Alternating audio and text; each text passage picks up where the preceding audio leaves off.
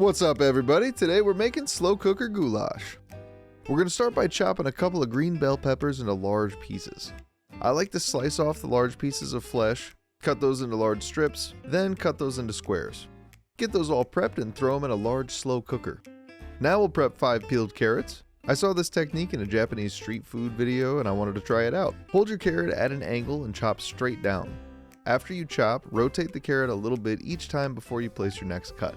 This will give you nice hearty pieces for later. I'm still mastering this technique for myself, but I highly recommend giving it a try. Toss that in a pot, then we'll move over to the onion. We wanted some larger pieces, so I started by slicing off the root end. Then I chopped the onion in half, sliced it vertically, then rotate the onion and chop it into chunks. Separate the layers of onion as you toss it in the pot. Now we'll prep our goulash seasoning by combining 1 teaspoon of caraway seeds, 3 tablespoons of paprika, a 1/4 cup of flour, 2 tablespoons of tomato paste, and 5 medium cloves of crushed garlic. Gently whisk that together until the tomato paste has become somewhat incorporated into the dry mixture. Now we'll switch to a wire whisk and crush the large chunks until they're just small pebbles. Now we're going to brown our beef in about 2 tablespoons of olive oil over medium heat. You can tell when olive oil is ready to be cooked when it almost moves like water.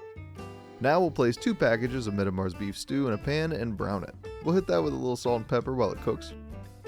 Once both sides are browned, we'll toss it into a slow cooker. Continue that with all of the beef, then once it's all cooked and browned, we'll put it into the slow cooker.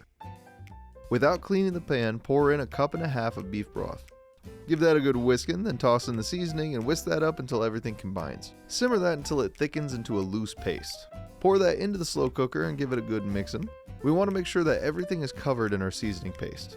Cover and cook that for 4 to 4.5 hours on high or until the beef is nice and tender. You could also cook this for 7 to 8 hours on low. Just before the goulash is done slow cooking, we'll prep 12 ounces of egg noodles in a large pot or Dutch oven. Get those all cooked up and tender, then drain the water.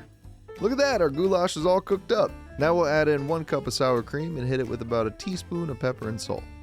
Give it a good mixing to get everything all combined, then we'll carefully scoop our goulash into the Dutch oven with the noodles.